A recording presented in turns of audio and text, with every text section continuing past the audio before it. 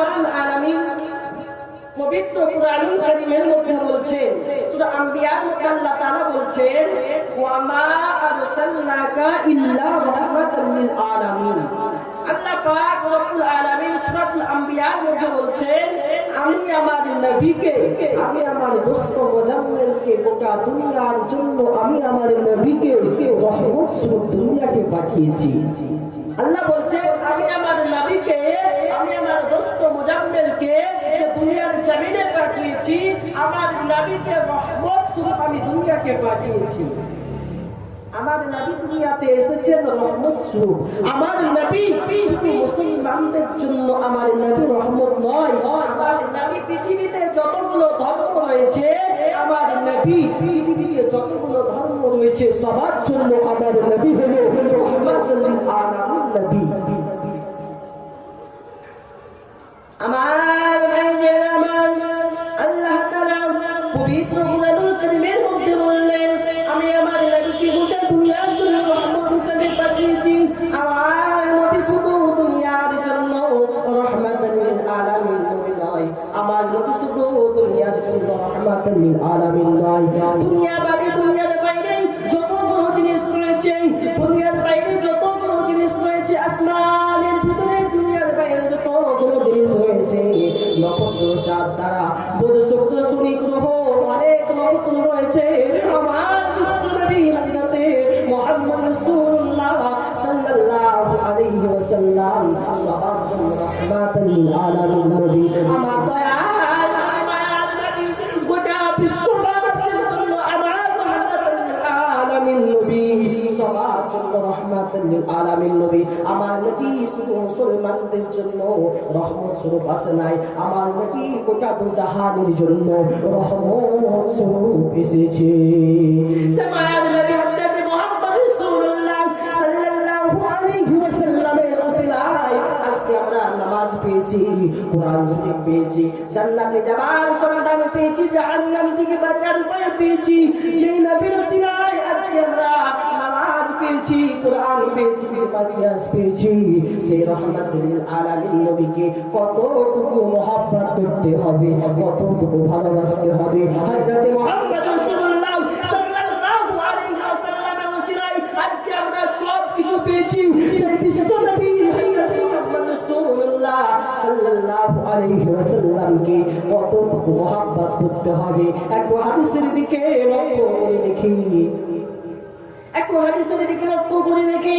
বুখারী শরীফের 15 নম্বর হাদিস, হযরত আনাস রাদিয়াল্লাহু তাআলা থেকে বর্ণিত, হযরত আনাস রাদিয়াল্লাহু তাআলা থেকে বর্ণিত, হযরত মুহাম্মদ রাসূলুল্লাহ সাল্লাল্লাহু আলাইহি ওয়াসাল্লাম হাদিস শরীফের মধ্যে বলছেন, লা ইউমিনু আহাদুকুম হাত্তা আকুনা আহাব্বা ইলাইহি মিন ওয়ালিদিহি ওয়া ওয়ালাদিহি ওয়ান নাসি আজমাইন। হাদিস শরীফের মধ্যে হযরত মুহাম্মদ রাসূলুল্লাহ সাল্লাল্লাহু আলাইহি ওয়াসাল্লাম বলছেন, লা ইউমিনু আহাদুকুম হাত্তা আকুনা আহাব্বা ইলাইহি মিন ওয়ালিদিহি। হাদিস শরীফের মধ্যে হযরত মুহাম্মদ রাসূলুল্লাহ সাল্লাল্লাহু আলাইহি ওয়াসাল্লাম বলছেন, লা ইউমিনু আহাদুকুম হাত্তা আকুনা, তোমরা কেউ মুমিন হতে পারবে না যতক্ষণ পর্যন্ত আহাব্বা ইলাইহি মিন ওয়ালিদিহি, যতক্ষণ পর্যন্ত মিন ওয়ালিদিহি ওয়া ওয়ালাদিহি, তুমি তোমার পিতা মাতা সন্তান সন্ততি থেকে আমি নবী আমাকে বেশি করে মহব্বত করবে। তুমি যতই মুমিন বলো না কেন, যতই মুমিন বলে তুমি জিকির করো না কেন, তুমি মুমিন হতে পারবে না। রাসূল করিম সাল্লাল্লাহু আলাইহি ওয়াসাল্লাম বলছেন, যতক্ষণ পর্যন্ত তুমি তোমার পিতা মাতা এবং সন্তান সন্ততি থেকে আমি নবী আমাকে বেশি না মহব্বত করবে, তুমি যতই মুমিন বলো না কেন হতে পারবে না।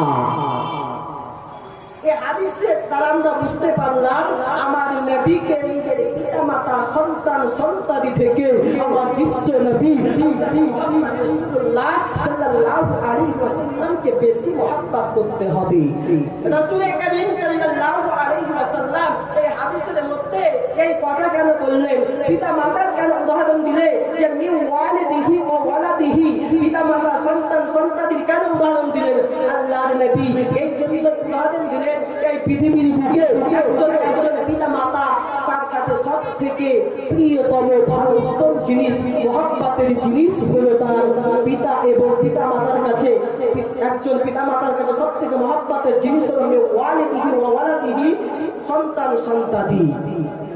এই কারণে রাসূল করিম সাল্লাল্লাহু আলাইহি ওয়াসাল্লাম এই উদাহরণ দিলেন, ওয়ালিদিহি ওয়া ওয়ালাদিহি, যতক্ষণ পর্যন্ত তুমি তোমার পিতামাতা সন্তান সন্তানি থেকে আমি নবী আমাকে বেশি না মহব্বত করবে, যে মুমিন বলো না কেন তুমি মুমিন হতে পারবে না।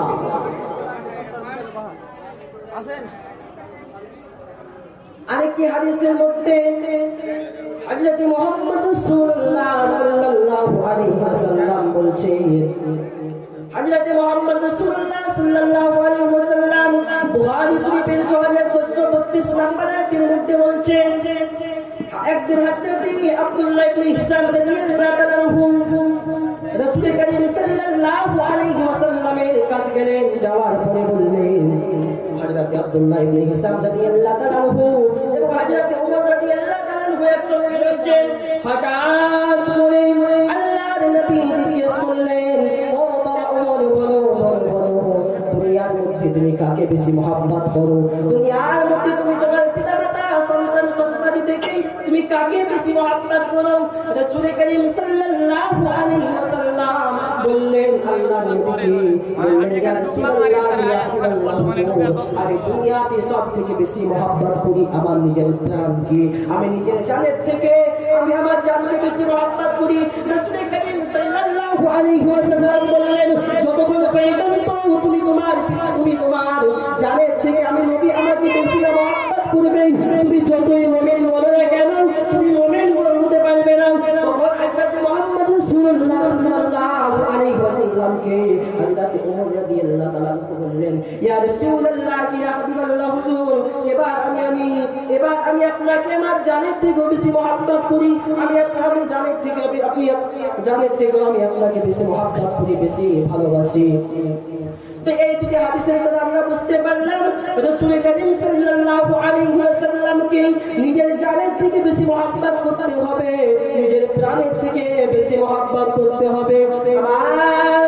আমার ভাইরা, রাসূল করিম সাল্লাল্লাহু আলাইহি ওয়াসাল্লামের সুন্নাহ অনুযায়ী আমাদের জীবনকে বাস্তবায়িত করতে হবে, তবে আমরা খাঁটি মুমিন মুসলমান হতে পারবো, তবে আমরা খাঁটি মুমিন মুসলমান হতে